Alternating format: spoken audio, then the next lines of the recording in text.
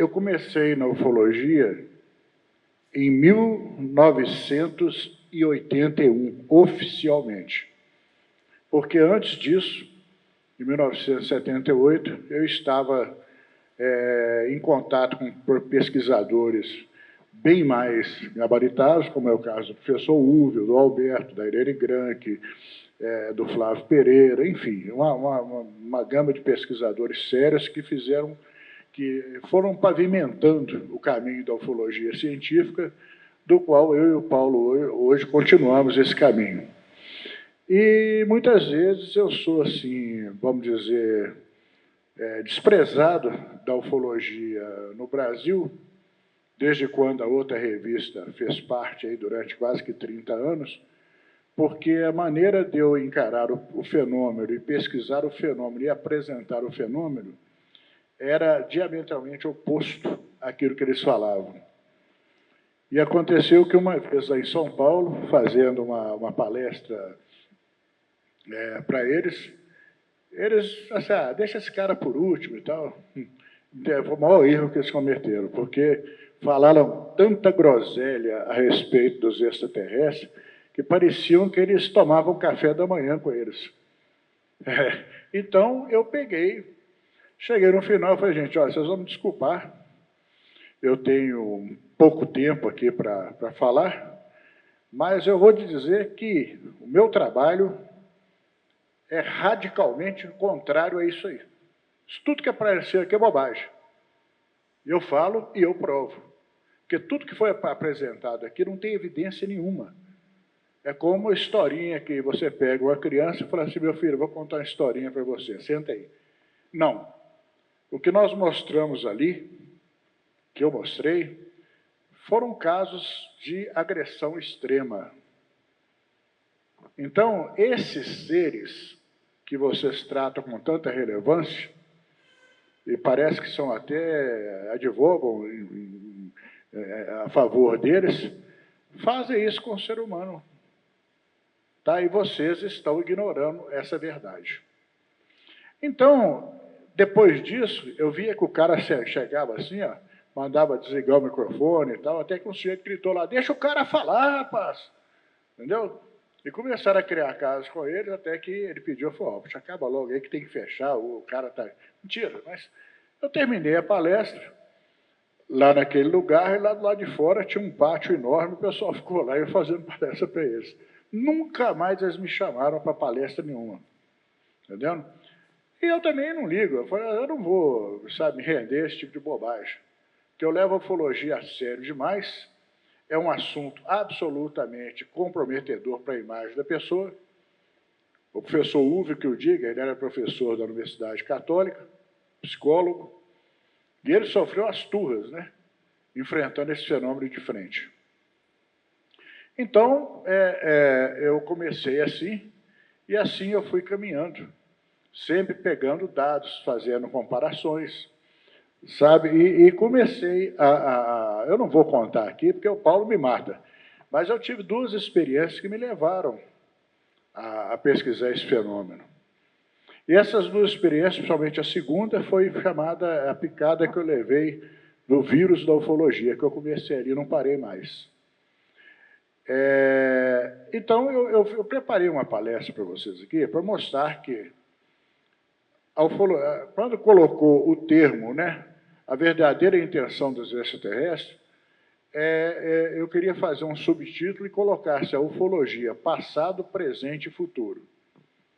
Que é para onde eu estou apontando, dentro de tudo que eu pesquisei, sabe, mostrando casos pretéritos, é lógico, mas mostrando que eles estão presentes. E eu vou falar um pouquinho sobre eles, eu não vou me alongar, porque são muito grandes, são muito longos, né? E as nossas revistas, os livros invasores, a literatura ufológica tem esses casos todos. Então, eu vou falar pelo primeiro que aconteceu em 1957, década de 50. Aquele caboclo ali, o Antônio Vilas Boas, que se formou, depois virou advogado, e ele teve um encontro com seres absolutamente estranhos. sabe? Ele estava arando a terra de noite, porque era aquela região de São Francisco de Sales, é uma pequena cidadezinha no nariz de Minas Gerais, ali quase na divisa com São Paulo. E durante uma madrugada ele estava lá adiantando o trabalho para o pessoal de dia, porque ali faz muito calor. Quem conhece Ituiutaba, aquela região toda, ele sabe que ali é quente para burro. E, de repente, ele viu uma luz estranha se aproximando dele. Ele tentou correr, eu vou adiantando aqui para não contar a história toda, né? Então, ele tentou correr, aí está mais ou menos ali documentado. Ele tentou correr do trator, sabe? Os seres se aproximaram dele, o pegaram, né? Pegaram. É por isso que eu tenho ódio dessa palavra abdução. Sequestro com violência. Essa é a palavra. Tem agora de abdução, não. Isso é um batom que eles inventaram, a outra revista, aqueles pesquisadores imbecis de lá, para tentar maquiar o comportamento desses seres. Não existe abdução no português. Se você for na academia, você tem lá a máquina adutora e abdutora. O que isso tem a ver com levar um cara para fora da... Não, pelo amor de Deus, né? Sequestro com violência. Pegaram ele daquela forma, levaram ele a bordo do aparelho, e lá naquele aparelho eles tiraram a roupa do coitado, né? Passaram uma série de líquido no corpo dele, tiraram o sangue, como sempre fazem, né? Isso em 1957. Que diabo de tecnologia é essa que até hoje eles fazem isso? Com qual objetivo? Mas nós vamos chegar lá, depois a gente fala sobre isso. Mas aí tiraram o sangue do coitado e desinfetaram o corpo dele com uma esponja, com líquido e tal. E aí apareceu essa senhora, que era uma mulher que não era humana, mas tinha os traços dela muito parecidos com os nossos. Sabe? Poderia estar andando no meio da gente, aqui a altura normal e tudo, e ele, né, como vocês podem ver, está em francês, mas ela provocou ele a ter uma relação sexual com ela. 1957. Ele teve a transa com a mulher, e vocês podem perceber que pouca gente fala nisso. Mas olha para você ver, a mulher não tem escafandro, não tem capacete, não tem nada. E esses seres o tempo todo vestidos daquele jeito. Por quê? Sabe? Esse tipo de gente aqui, provavelmente não é o mesmo tipo dessa senhora aqui. Depois de transar à vontade, ela pegou, apontou para o ventre e falou como se fosse assim, isso aqui eu vou gerar lá em cima. Entendeu? Tem gente que se orgulharia, né, de falar isso. Porra, tem um filho lá em cima. Será? Eu não, eu penso de outra forma. Com que autoridade eles chegam, pegam o meu esperma, fazem outra aquela mulher, vai ter um filho meu, Deus sabe lá se esse filho já vai saindo da barriga da mulher, já vai entrando em processo de, sabe, de experiência. Sabe? Então, que não deram satisfação mais para ele, sabe, e ele voltou. E o mais interessante é o seguinte, que esses pesquisadores de hoje, perdoe aí se tem algum aqui, esses que ficam no teclado ali enchendo o saco, tentando destruir um trabalho muito bem feito, muito bem pesquisado, como foi esse aí, dizendo que é tudo mentira, que eles fizeram uma série de investigações e descobriram que... Meu filho, 1957, nem eu era nascido. Entendeu? Como é que um cidadão desse vai inventar uma história? Ele não tinha capacidade cognitiva, como muitos não têm. Vocês vão ver aqui no decorrer das coisas, vocês vão ver que não tem como. Inventar uma história dessa, sabe? E, de repente, ir lá na redação da revista Ao Cruzeiro, narrar essa história. Quer dizer, o cara, o que ele ganhou com isso? A não ser uma série de gozações, brincadeira que eles fizeram com ele. Realmente é difícil. Vamos adiantar um pouquinho. Aí nós já estamos em 1963. 3 seres, tipo cíclopes, nós não sabemos ainda se são seres normais ou se são robóticos, mas parece que são seres normais, né, humanoides, que entraram em contato com 3 crianças que observavam um estranho objeto em seu quintal, uma esfera transparente e tudo. O membro da tripulação parecia um cíclope, né? É uma história muito interessante, inclusive está com detalhes ali na revista Obra e Pesquisa, entendendo? E esse foi o chamado caso Sagrada Família. Isso, então mostra para vocês que eu estou botando assim, 50, 60, vamos ver se a gente acha que os anos 70. Aí é eu e Paulo, com o camarada hoje, uma das crianças, né, que estava lá na época, o Zé Marcos Vidal, e ali o caso, né, o ser bem alto, viu? Nada desses seres cabeçudos, sabe, que são os chamados greys, não. Você vê que daquela época para cá só tinham seres muito parecidos com a gente. Depois veio o caso Hermínio e Bianca. Esse caso, então, isso aqui, eu vou só me deter ele um pouquinho mais, eu estou olhando o tempo ali, mas esse caso, ele envolveu esse casal, o Hermínio, testemunha de Jeová, um pastor, né, que não acreditava em nada disso, para ele era tudo coisa de Satanás, e ele achava que aquilo ali era coisa de espionagem, de governos da Rússia, Estados Unidos e tal.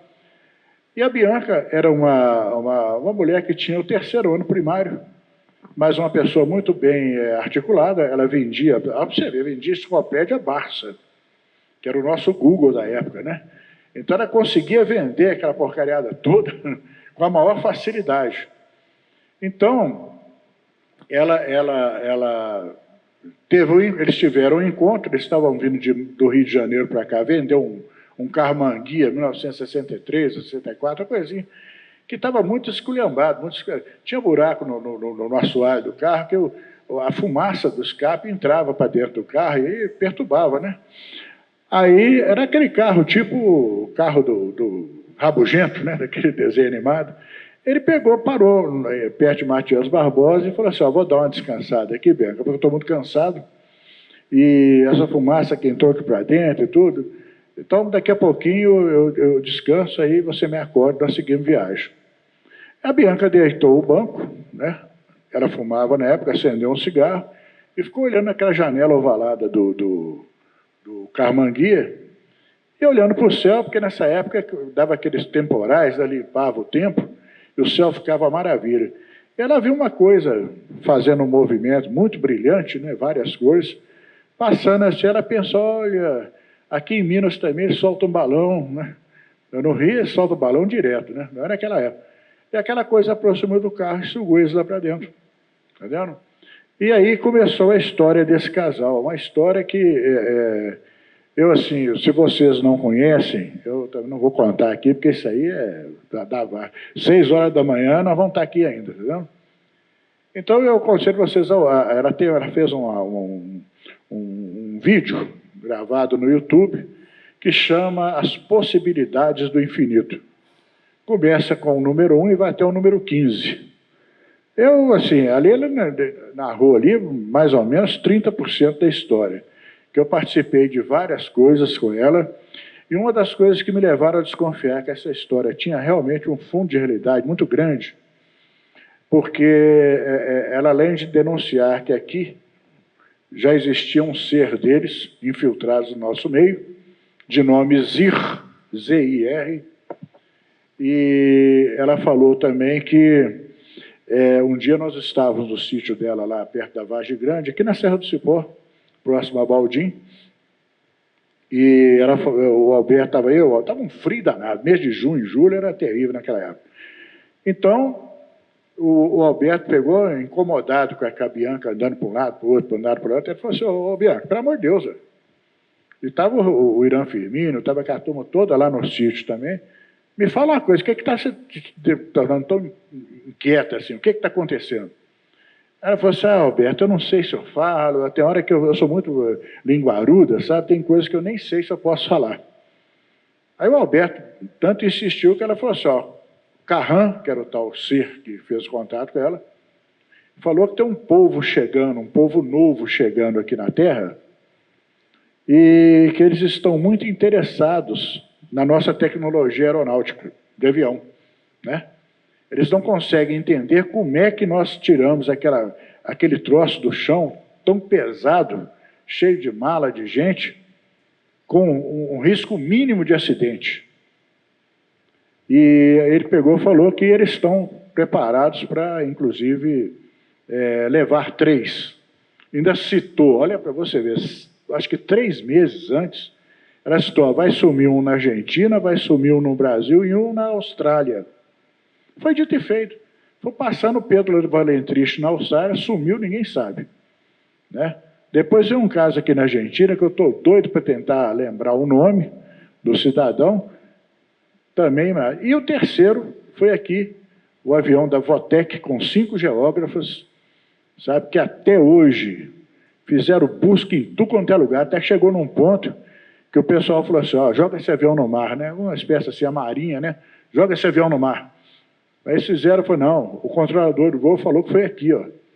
Não tinha nada de ir para o oceano, não. Então ficou essa história até hoje.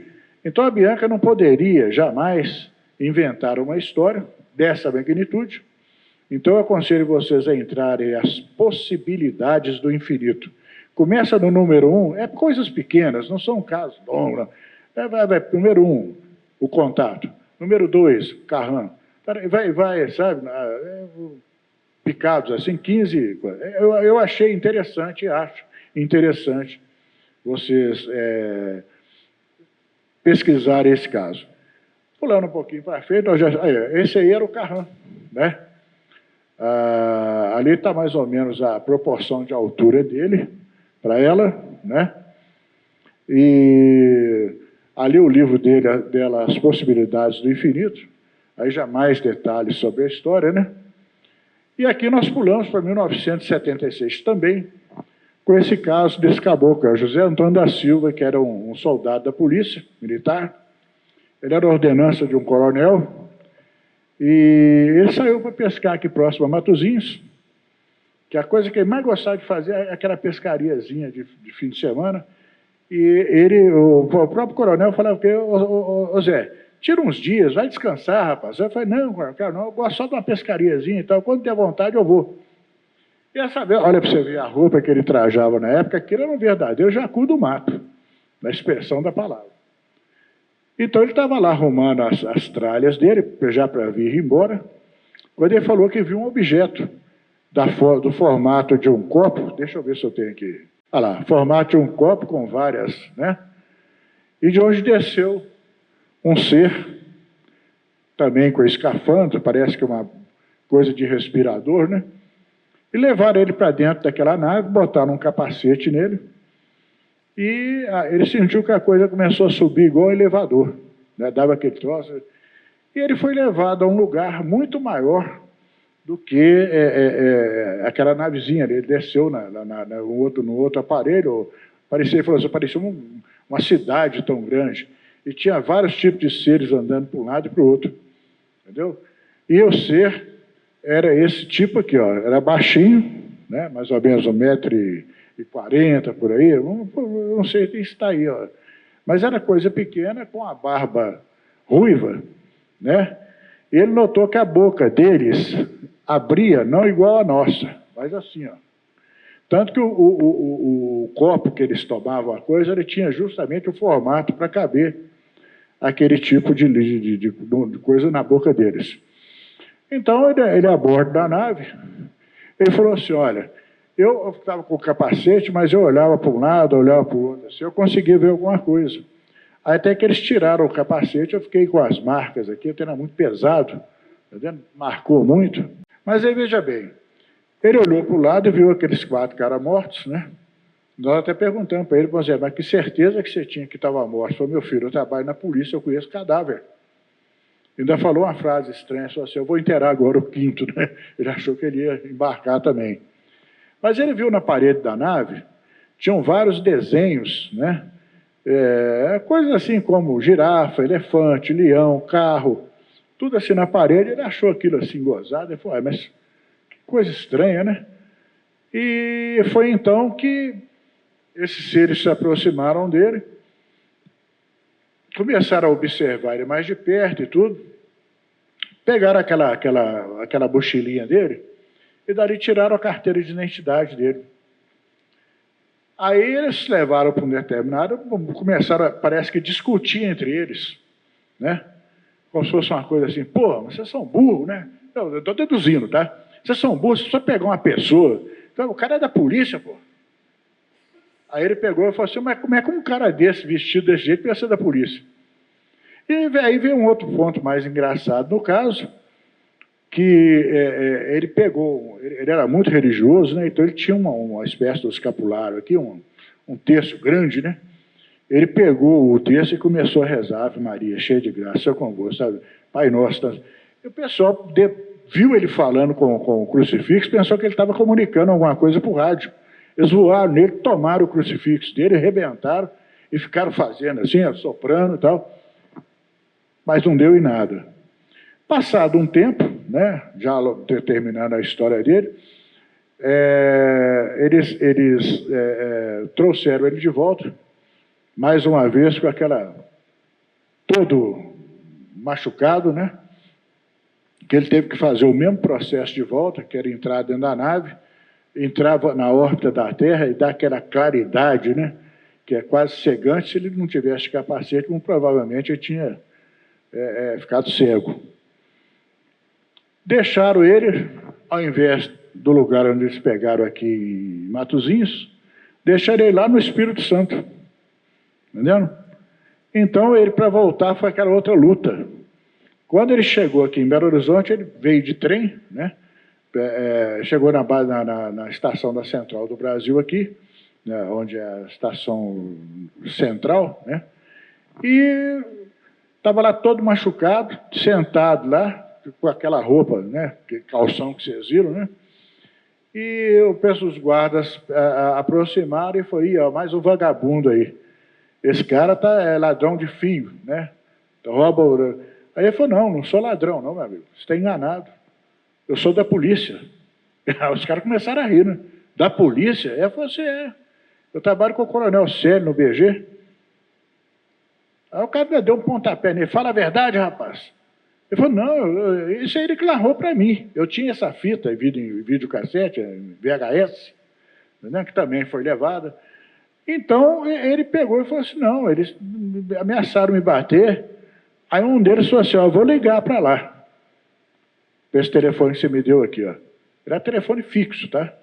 Se o coronel falar que não te conhece, você está roubado, rapaz. Eu vou te arrebentar aqui. Aí o coronel, qual foi que o coronel falou?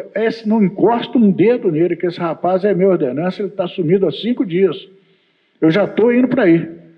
Aí o soldado já veio, né? O guarda da central, né? Já veio e falou assim, ó, o homem realmente está falando a verdade. Aí o outro falou assim, então corre, liga para a TV Itacolomi, para eles virem aqui, né? Porque é aqui pertinho, né? Para eles virem aqui, que esse caso dele é interessante, eles vão gostar. Ligaram para a TV Itacolomi, só que a TV Itacolomi, quando eles chegaram, o coronel já estava no jipe, saindo. Então, o que eles pegaram foi só o que o guarda falou, né? Uma historiazinha já muito entrecortada. E o professor Úvio Brant Aleixo ficou sabendo dessa história e chegou lá e conversou com ele também, fez toda... Porque o Úvio tinha aquela coisa, ele tinha uma carteirinha, porque o Úvio era da Força Aérea, e ele tinha a carteirinha do CIOANE, da 4ª Zona Aérea, que isso aí ele mostrava, dava, né, direito a ele. Mas nessa época eu acho que já tinha acabado, né, o CIOANE. Então o Úvio pegou a história dele e conferiu parte por parte. Tanto que o pessoal saiu daqui de Belo Horizonte, o pessoal da aeronáutica, inclusive foi até padre no meio e tudo, foram parar lá no Espírito Santo e viram aquela roda no chão, e os 2 cavalinhos, tinha um potrozinho, uma coisa assim com a orelha caída, estava tudo lá. Então não tinha como o cara inventar aquela história. E outra coisa que tinham detalhes, né? Eu já estou me alongando muito nesse caso, mas tinham detalhes que a perna dele encolheu 4 centímetros, sabe? Se a perna dele tivesse 4 centímetros mesmo, não faria parte da polícia, porque eles não aceitam pessoas com esse tipo de deficiência. Então, a partir daí, mais um caso, né, que aconteceu, tem outros detalhes aí, mas aí eu vou deixar por conta de vocês na leitura da revista. Deixa eu ver se eu consigo adiantar aqui.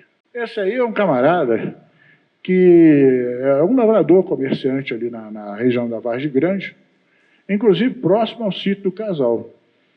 O Hermelindo, ele teve uma luta corporal com 2 seres extraterrestres.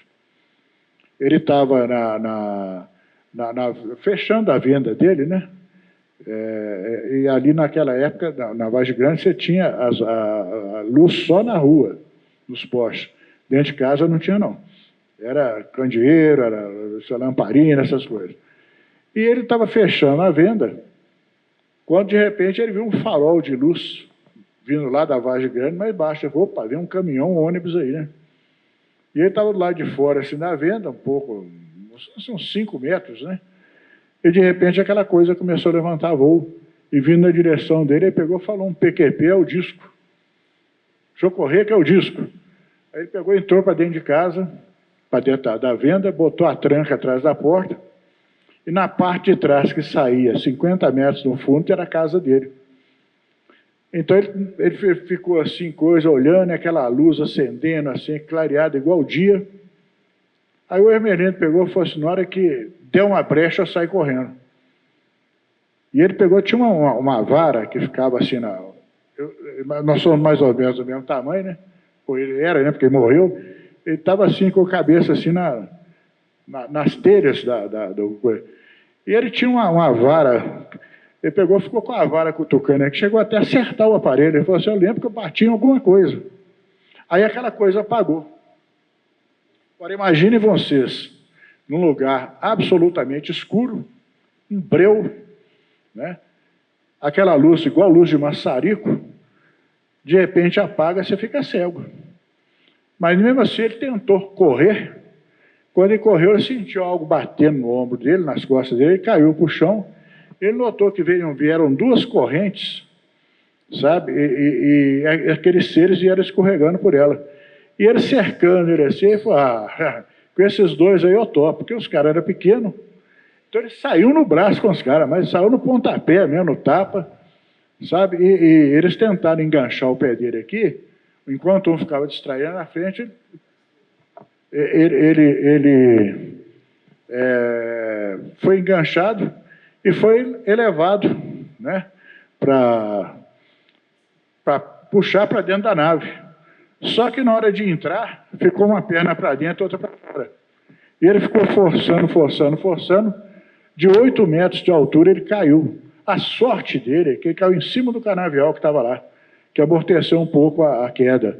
Mas mesmo assim fraturou as 2 costelas, as 2 clavículas, 2 costelas e o joelho. Entendendo? Então nós não, quem pegou esse caso na época era o Úvio, né?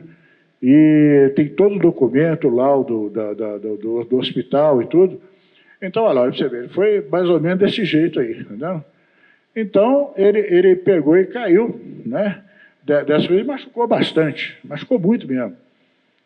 E ele foi o Uvo entrevistando, aquele repórter da Rede Globo também entrevistando ele, falou assim, o que você queria fazer com ele se você pegasse? Eu ia trancar nesse quartinho aqui, ó, ia mostrar para o povo, entendeu? Chamar todo mundo aqui, ia mostrar, até a televisão e o rádio eu ia botar aqui, entendeu? Só que não deu, os caras escorregavam. Aí, essa aí é a entrevista do Uvo. Eu vou, Paulo, pode rodar.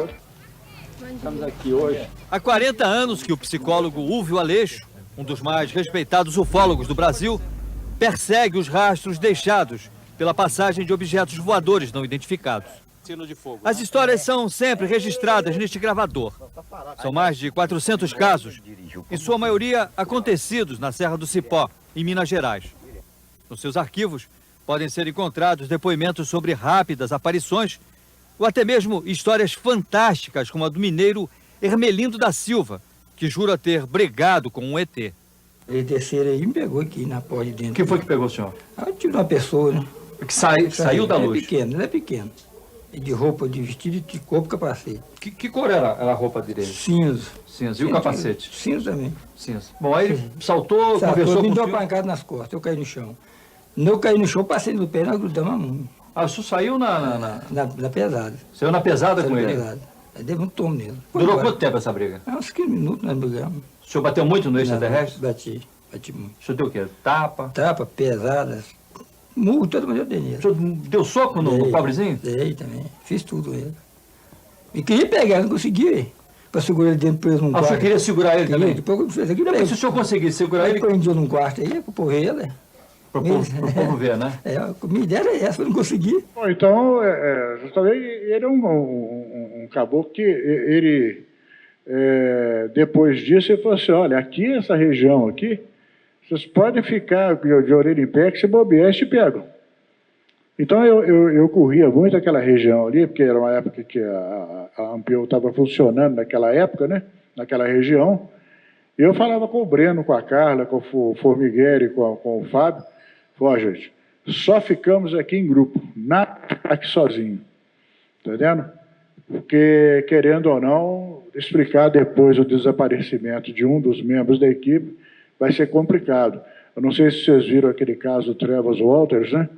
Que o FBI falava assim, não, vocês mataram esse cara e esconderam. Aí estão falando que é disco voador, até provar que focinho de porco na tomada, né? Se não, deu a sorte que o Trevor desapareceu, né? Aí o cara ficou sujeito da polícia. Bom, mas em todo caso, o caso Ermelindo é esse, em 1976. Ô Paulo, pula aí. Aí está eu, o Paulo, a nossa querida Beth, que estava lá com a gente em Passatempo, Terra do Faleiro, onde nós achamos o Sr. José Rezende, que é um camarada que teve um contato dos mais, assim, emblemáticos, né? Ele falou que ele tomava conta de uma fazenda, não me lembro o nome da fazenda, mas ele estava tomando conta da fazenda e ele chegou em casa no finalzinho de tarde para tomar conta dos animais, ver se estava tudo trancado direitinho, as vacas e tudo. E a mulher dele falou com ele, não, você não precisa olhar não, porque eu já fui lá e já fiz tudo. Aí ele acabou com meio desconfiado, e falou, você quer saber, eu vou lá olhar assim mesmo. E quando ele saiu, ele deu de cara com um objeto igual aquele e um ser, né, daquele tipo ali, ó, com uma espécie de lanterna na mão, mas que emitiu um raio paralisante.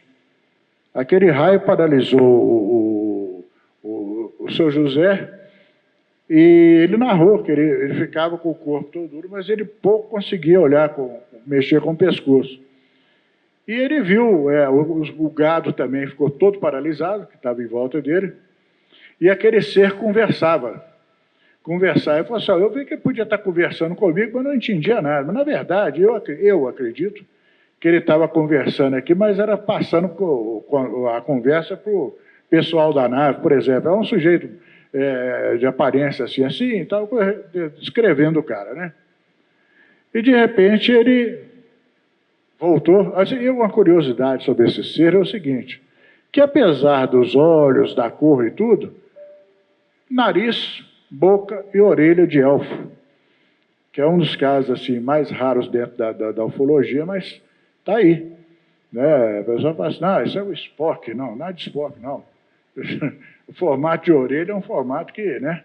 Eu quase fiquei com esse formato aqui, porque eu tive um problema aqui na orelha, o cirurgião plástico fez a minha cirurgia aqui, eu falei, se tem para ficar muito feio, você pode apontar esse trem. Ele ficou paralisado, né? E outra coisa muito interessante, que vocês vão ver nesses casos que nós narramos sempre aqui na ufologia, é que ele teve problema de audição e de visão. Ele falou que logo depois desse contato ele passou a ouvir pouco e enxergar bem menos. E assim aconteceu com o caso do Ocilo, do caso do Joaquim Eloy em Tabuleiro, que é uma área totalmente diferente, né? Então, esse ser virou, entrou na nave e ele falou que a nave subiu assim de forma vertical, rapidamente.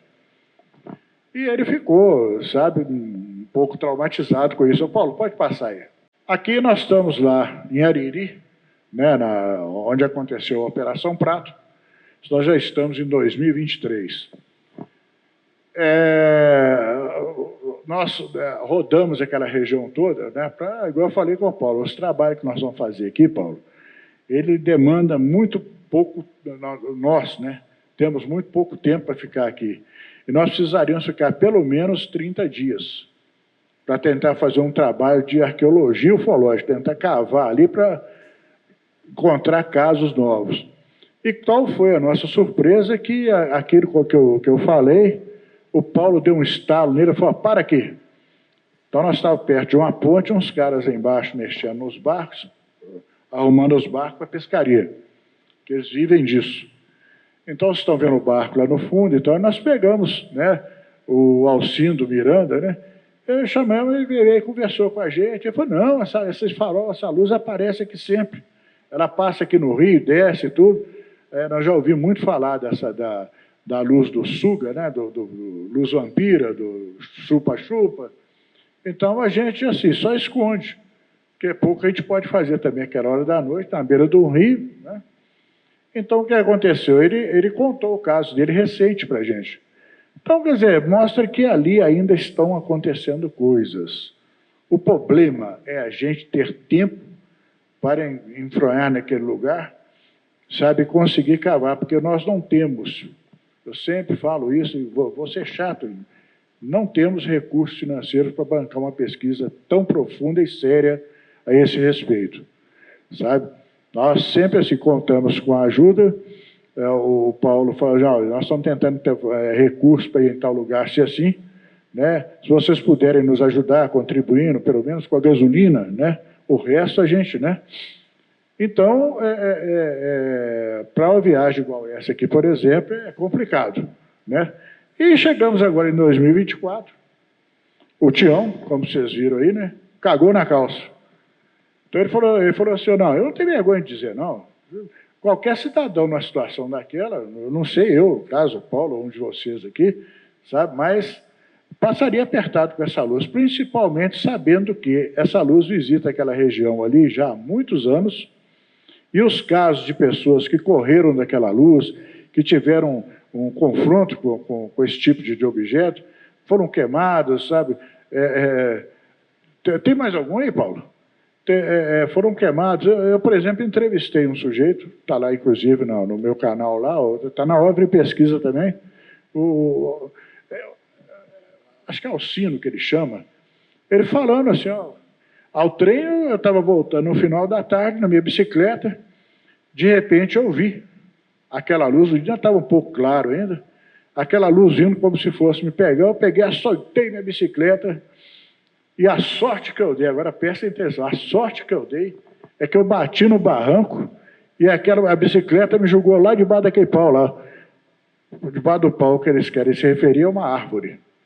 E eu fiquei lá escondidinho no meio do capim, vendo aquela coisa em cima de mim, fazendo zum, zum. E aquele negócio pegou, afastou um pouquinho da árvore, desceu, e de lá dentro saíram 3 seres desse tamanho. Entendeu?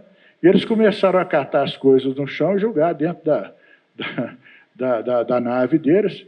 E um foi curioso, olhou minha bicicleta toda arrebentada, né, com as rodas toda torta, assim, né? E comentou alguma coisa entre eles lá, e entraram no aparelho e subiram. Então, esse cidadão, ele falou assim, eu fiquei bastante machucado e da agora para frente eu não saio mais aqui à noite. Tenho medo. Sabe? Então, ele falou assim, quando eu voltava da roça, eu ia tomar uma pinguinha ali no bar, na venda do João, e hoje eu nem faço mais isso. Mais 15 minutos. Então, eu vou deixar essa história do auxílio para mostrar que ali, coitado desse povo. Eu vou citar até mais um rapidinho aqui, que era o Geraldo de Fátima, a esposa dele, que estava voltando para casa, às 10 horas da noite. A luz foi, acendeu em cima do Geraldo, e aquele machismo da roça impõe que a mulher tem que ficar bem atrás, e o homem na frente. E ele com um caderno enrolado, né, debaixo do braço, esse caderno grande, espiral, e ele viu a hora que o objeto começou a sugar ele para dentro da nave. Diz que ele começou a rodar e começou a subir. Aí ele pegou, bateu com o caderno assim, falou assim, encostei naquela coisa, e a mulher dele veio correndo e pegou ele pelas pernas, e os dois ficaram atracados assim, e a nave foi levando assim, atravessou o córrego, deixou eles lá do outro lado. Entendeu? E ele falou assim, daí para frente eu não tive sossego mais. Onde eu ia, aquele troço aparecia. Era eu chegando, a luz estava lá. Eu falei, mas que diabo que tem que me pegar? Olhem lá no meu canal, Discos Voadores, Seres Invasores, ou então na OVNI Pesquisa, vão ver o relato deles. Ele falou assim, compadre, sinceramente, eu só não fui embora porque eu passei a esconder dele. Mas até enquanto eu morei ali no Terça, que era um lugarejo, aqueles coisas lá, esse troço me seguia. Então eu falei, poxa, para eu que estou ali, né, pesquisando esse caso, se eu narrar isso para vocês aqui, é algo assim surreal, né? Mas eu faço porque eu estou vendo que todos estão aqui, de alguma forma... Aliás, vou fazer uma pergunta idiota aqui.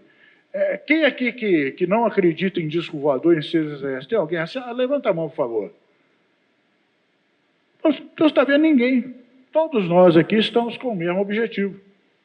Estamos aqui porque acreditamos e queremos saber mais sobre. Então, veja bem, eu estou tentando, né, as duras penas, pegar o Paulo, o Edson, todos os pesquisadores da obra de pesquisa e falar, chega, nós já catamos casos demais, nós temos que parar com essa coisa de ficar, não vamos deixar de pegar, claro, mas temos que parar esse negócio de ficar catando casos igual se cata borboleta, sabe? Parar, juntar essas tralhas todas que nós recolhemos durante esse tempo todo, assim como de outros pesquisadores sérios, e tentar traçar um perfil desse povo, saber quem são. Agora eu vou entrar nessa parte aqui. O que é que eles querem? Isso é que é a pergunta principal. O que esse povo quer aqui? Sabe? Será que isso aí pode ser um bem ou um mal para a nossa civilização presente e futura? Se você falar assim, qual é a sua opinião? Eu falei, eu acho que estamos ferrados. Isso não tem nada a ver de coisa boa para a gente. Mas por quê? Fora, eu, na minha opinião, eu sei que uma entidade superior, principalmente em tecnologia, não anda lado a lado com uma entidade inferior. A mesma coisa você falar com o Biden lá nos Estados Unidos, o Putin, o Xi Jinping, para dividir tecnologia com a tribo indígena aqui. Não vai dar certo. Entendeu? Os índios estão para nós, assim como nós estamos para eles. Olha o que nós fazemos com os índios. Olha a covardia que nós fazemos com aquele povo. Quem não conseguiu se tocar com esse desastre dos Yanomami, sabe, realmente não tem nenhum tipo de humanidade dentro dele. E o que esse povo faz com os nossos caboclos na área rural, realmente é algo de impressionar. Então não me venha com essa história de seres bonzinhos, de, sabe, anjinhos celestes, irmandade cósmica, papo furado. Aquela outra revista, que eu não vou citar o nome, sempre tratou essa porcariada desse jeito, só publicou aquelas bobagens, né? Aquelas groselhas. Dá uma olhada na nossa. Nós mostramos a ufologia como ela é, e não como a gente queria que fosse. Eu queria que fosse uma federação espacial, Capitão Kirk, Spock e tal, mas não é. Não é. Não é. Então, vamos acabar com essa bobagem. E que vocês tomem consciência que, se um dia estiver aí no interior, numa estrada deserta, vamos dizer aí, indo para um sítio, para uma fazenda, uma cachoeira, se previnam. Paulo, tem alguma imagem aí que o Paulo coloca aí, nós somos cobaias, é claro. Eles estão pegando seres humanos, pelo menos na ufologia oficial, há 80 anos, e fazendo os mesmos tipos de experiências. Raspam pele, cortam o cabelo, às vezes até tiram dente da pessoa, mexe no ânus dos homens, na vagina das mulheres, tiram sangue, sabe, cortam o cabelo, todo tipo de patifaria eles farão sem a menor autorização do coitado. Depois solta ali amarrotado, mais vivo, traumatizado. Quando não tem uma agressão física, a psicológica é maior ainda. Sabe? Então, estamos sendo vítimas, mas cobaias para que tipo de finalidade? Sendo que nós sabemos que existem catalogados seriamente 60 ou 74 tipos de seres que nos visitam. Pelo amor de Deus, velho. Sabe, o Reginaldo Ataíde, eu não sei se vocês já ouviram falar, era um pesquisador lá do Nordeste, lá do Ceará. E numa das tiradas, né, que o nordestino, principalmente o cearense, é um gozador por excelência. Né? Você vê que os melhores comediantes vêm de lá. Chico Anísio, Tom Cavalcante, Zé Modeste, essa turma toda. Então, uma vez ele falou no Congresso Internacional de Ufologia que o Heiner, que estava até ouvindo aqui o contradutor, né? Ele falou, olha, não se assustem, não. se nós estivermos sendo servidos como McDonald's espacial, que é o que some gente desse planeta. Isso é uma verdade. Não o caso do McDonald's, mas o caso do desaparecimento de pessoas. Eu realmente conversei com amigos meus que estão dentro da Polícia Civil e que me falaram assim, eu vou confidenciar para você aqui, mas não cita nome. Eu falei, eu vou citar a fonte, cara. Nós trabalhamos como jornalistas. Nós não fazemos isso, não. Ele falou, cara, se você, é de assustar o tanto de gente que some nesse estado. Você imagina no Brasil, tá? Então, alguns casos, nós podemos falar assim, o cara fugiu de casa, a menina arrumou um namorado, saiu com ele para o mundo afora, sabe? A pessoa ficou revoltada com a família também, saiu, outro foi por causa de droga, enfim, né? Outros foram raptados, sequestrados, mortos, enterrados aí, como de gente em algum canto. Mas espera aí, tem essa pequena quantidade aqui que não tem a menor explicação. Tá? Então, eu acho que é nessa linha que vocês deveriam trabalhar, porque nós não conseguimos, não. Nós jogamos a toalha. Entendeu? Então, nós temos casos, inclusive, em que, vocês viram ontem aqui, policial... quando falaram que a minha história, que roubaram meus arquivos, que era fictício, eu falei assim, olha aqui, ó, mais um. Tentaram roubar as fotos do cara no dia de hoje, a sorte que ele salvou no laptop, né? Mas o meu arquivo foi todo embora. Tudo que eu fiz na ufologia durante a minha vida sumiu na minha sala no centro da cidade ali, era o edifício Banco do Brasil, abaixo do Cine Brasil, né, tem um prédio do Banco Brasil ali em cima. De repente eu chego no escritório, está lá as máquinas Nikon, Canon, Pentax, Zenith, e tinha um equipamento de filmagem que eu tinha adquirido, que era bolsinha da Panasonic com a filmadora, era a primeira, né, que chegou ao alcance dos pobres mortais, né? Tudo lá. Mas eu abri as gavetas dos meus arquivos, não tinha uma pasta. Não tinha uma fita, tinha 180 fitas VHS. Sumiu tudo. Aí eu chamei o Geraldo, que era o porteiro. O Geraldo falou assim, você vai dizer aqui, ó, aqui fica eu e meu primo. Aqui não entrou e nem saiu ninguém. E outra para sair com esse tanto de coisa aqui, eu daria para perceber. Aí eu telefonei para o doutor Ciro, que era o que comandava o prédio ali. Ele falou, você tem autorização, ô Geraldo, para abrir as salas todas aí e mostrar para eles, ver se tem alguma coisa lá dentro. Como naquela época não tinha sistema de vigilância de câmeras, né? Isso foi em 1985, 86. Então, resultado, né? Levaram todo o meu, fiquei data vênia, puto da vida, disse indignado, e naquela época não tinha McDonald's não, era o Café Pérola. Eu disse, revoltado, quem eu vejo lá, o Branco Aleixo pitando aquele cigarrinho dele, porque ele tinha uma piteirinha que ele colocava, porque ele achava que aquilo ali evitava, né, a nicotina. Era 10% só. E o Hugo virou para mim e falou, porque o psicólogo, ele sacou o estado que eu estava, né? Ele pegou e falou assim, o que está acontecendo com você? Ele falou, Hugo, sinceramente, cara, parei. Estou fora, não mexo mais com essa porcaria, não quero saber mais desse troço. O que aconteceu? Eu peguei e contei tudo para ele. Aí ele falou comigo assim, na maior calma, que o Hugo era um gentleman, um cara disse assim, mas espera aí, você não acha que está cometendo um erro, não? Eu falo, seja qual for o erro, não sei. Ele falou, rapaz, presta atenção, você não acha que é justamente isso que eles querem? Que você pare, joga tudo para o ar e vai embora? Eu acho que você está chegando perto demais e eles estão tentando te afastar. E isso é uma das coisas que eles usam fazer. Aí eu parei, pensei, e falei, cara, sabe o que o cara tem razão? Eu fiquei mais puto ainda, eu falei, agora é que eu vou entrar nesse troço de cabeça. E de lá para cá é o que eu tenho feito. Tenho dedicado a minha vida, como o Paulo também, deixei de fazer ótimas coisas na minha vida em detrimento à pesquisa ufológica. Entendeu? Não fiquei rico, nem vou ficar, muito pelo contrário, que nós gastamos, sabe? Essa aí é um fenômeno óbvio, deve ser apresentado como isso. Essa é a minha frase.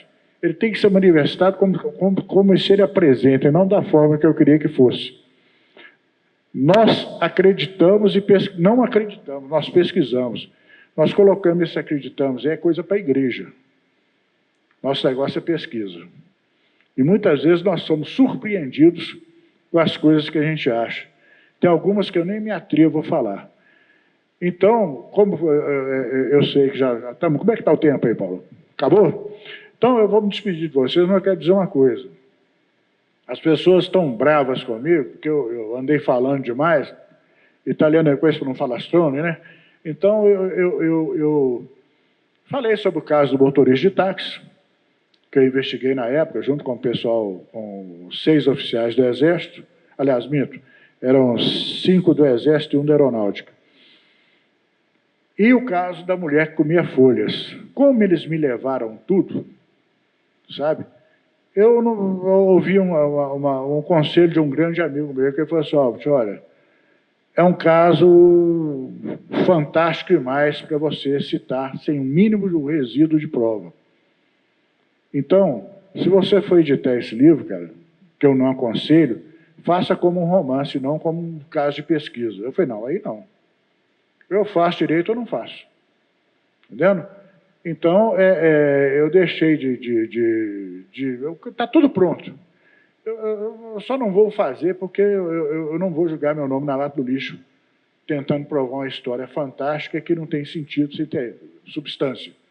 Então, eu vou deixar esse caso ainda pendente, quem sabe, né, mais para frente, acontecendo alguma coisa que mude, aí eu edito isso aí. Mas, no caso do motorista de táxi e da mulher que comia folhas, sinceramente, me desculpe, eu vou guardar isso aí, vou deixar isso no forno para ligar na hora certa, né? E, então, vocês estão vendo aí, eu estava ali no meio, isso é que a gente encontra muito na Serra do Cipó, isso. As pessoas vindo atrás da gente, contam um caso, outro conta outro indica para outro, e assim vai. Né? Você viu aquele, o Sebastião, né, o Tião? Aqui embaixo tem mais um. Não, eu lembrei de outro que aconteceu, e assim vai. Você vai confirmando e realmente aconteceu. Você vê que não é invencionice. Então, pessoal, a minha preocupação e a minha ainda conclusão sobre esses nossos visitantes é a pior possível. Entendendo? Não aconselho ninguém brincar com uma coisa séria. A gente não brinca com desconhecido. O Faleiro mesmo falou aqui, ó. Eu quero ser o caçador e não a caça.